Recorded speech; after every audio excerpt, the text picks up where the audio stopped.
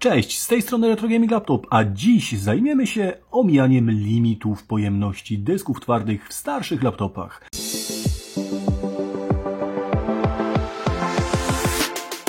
Na przykładzie tego Della, na przykład maksymalną obsługującą pojemność mamy tutaj 8 GB 423 MB.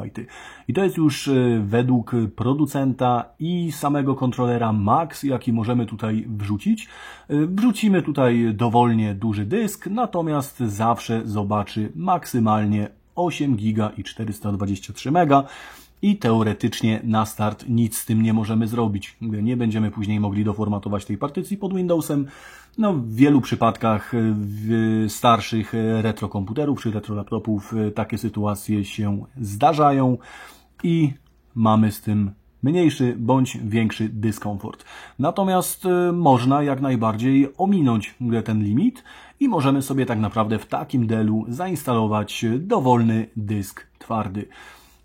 Jak to działa i co tutaj możemy sobie ogarnąć, już Wam pokazuję. Otóż narzędzie, które nam tutaj robi robotę, to Western Digital Dynamic Drive Overlay, który jest nam w stanie bez żadnego problemu wykryć większe dyski twarde i dzięki temu będziemy w stanie zainstalować sobie większy dysk o większej pojemności do naszego starszego sprzętu. Dzięki temu będziemy mogli również wrzucić większą bibliotekę starszych retrotytułów, które nas tutaj będą docelowo interesować. Jest to rozwiązanie bardzo subtelne, nie wymaga tak naprawdę żadnej jakiejś większej wiedzy od użytkownika. Samo narzędzie jest dostępne na stronie Phil's Computer Lab, do której link zostawiam Wam w opisie tego filmu. Zresztą Phil również w języku angielskim ładnie tłumaczy, jak samo narzędzie działa. I jak zaraz zobaczycie, bez żadnego problemu ominęliśmy tutaj limit 8,5 GB i na ten moment mam zainstalowany w tym komputerze dysk 40 GB, który z powodzeniem sobie tutaj na Windowsie 95 radzi i działa. Dzięki takiemu sposobowi możemy sobie zmieścić dużo większą bibliotekę gier. Możemy tutaj... Uwielbiam ten dźwięk. Chyba jeden z lepszych dźwięków uruchomienia Windowsa ever.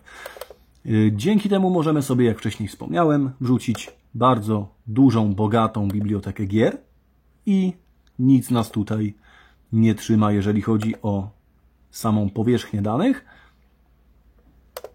Jak widzicie, mamy tutaj wrzucone dwie partycje.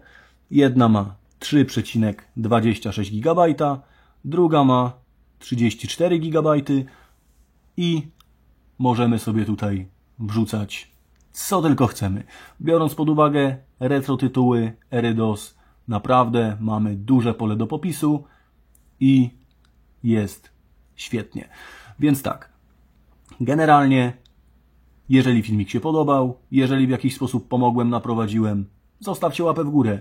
Jeżeli się nie podobał, nie pomogłem, nie naprowadziłem, bądź uważacie, że jest to bez sensu, zostawcie łapę w dół.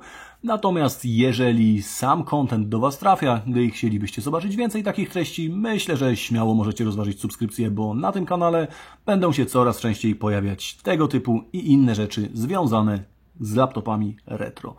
Z mojej strony na ten moment tyle. Dzięki, cześć!